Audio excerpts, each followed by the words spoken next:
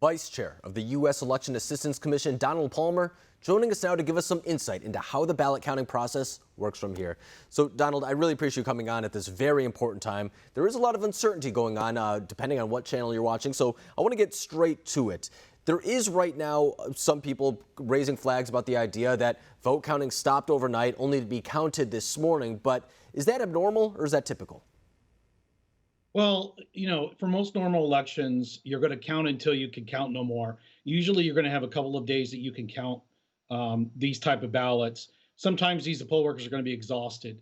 But the deal with the absentee or mail ballots is that you're going to have to process those. And so, if you have a large number of these ballots that come in on or near election night, you're going to have to take the time to process those. And if you don't have enough staff, it's going to take a couple of days to get that done.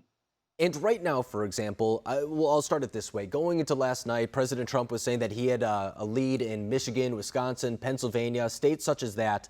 But then this morning, very early in the morning, specifically in Wisconsin, the other votes started being counted. And I believe it's more so the early ballots and the mail-in ballots that they start counting at that point. Is that correct? Or I guess I should ask you, how does that work? Is it in-person votes that get counted first and then they go to mail-in and absentees?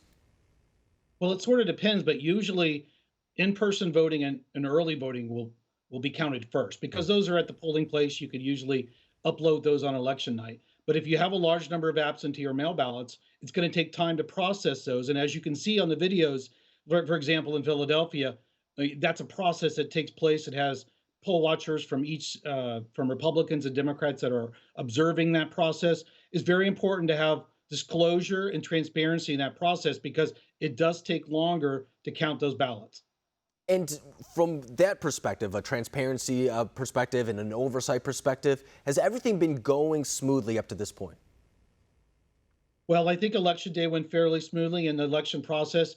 It would have been nice if it could have just kept counting all the way through. One of the issues you saw in Michigan and Pennsylvania is that they have a large number of absentee or mail ballots for the first time, but their laws didn't allow them to start processing them prior to election night, as you saw in Florida. So what happened is they probably took the evening off. They come back to process them in the morning. Of course, the nation watches. There's a lot of stress. People are very emotional right now as the ballots are counted. That is one of the value of having those election night results on time.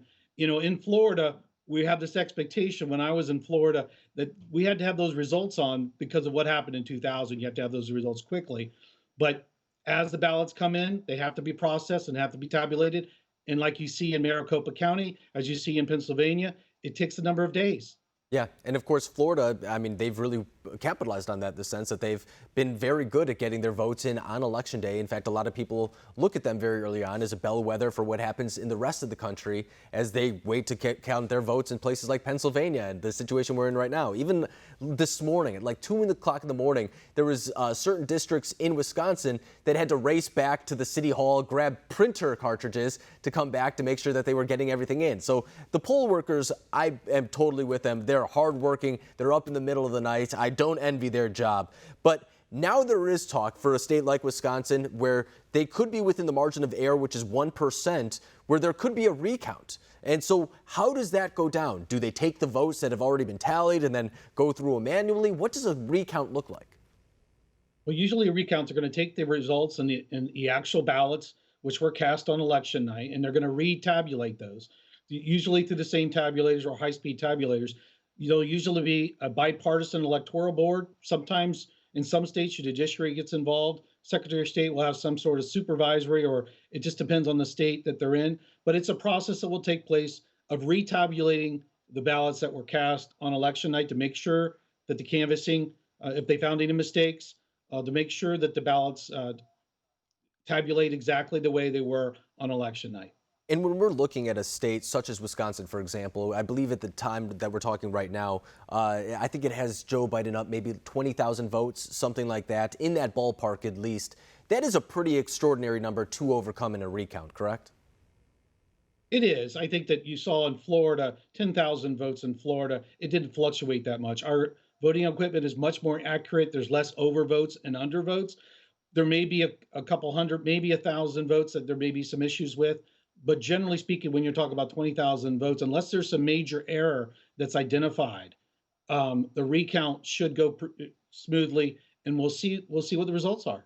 And I think the actions by the two campaigns as well are a testament to exactly what you're saying, that it doesn't seem like a recount will change the outcome at all, but perhaps a court challenge could. And it looks like they are setting up the infrastructure right now to perhaps question maybe some of the mail-in ballots that are coming in late. That looks like it's already the setup in Pennsylvania, but it looks like there's already counts too to maybe stop counting in Michigan, Wisconsin as well. So I just want to ask you, I know that there's a lot of uncertainty right now, but when do you think that we will get a definitive winner in this race?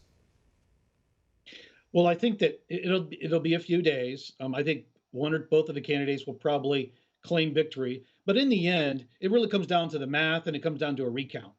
If there is a process where you have to reach one of the candidates or both have to reach 270 in one state, a battleground state is involved, it's going to take a recount. You have to go through that process, and if there's litigation, it's got to go as far as up to the Supreme Court potentially before a candidate could lawfully claim victory. And so it may be a week or two, maybe more.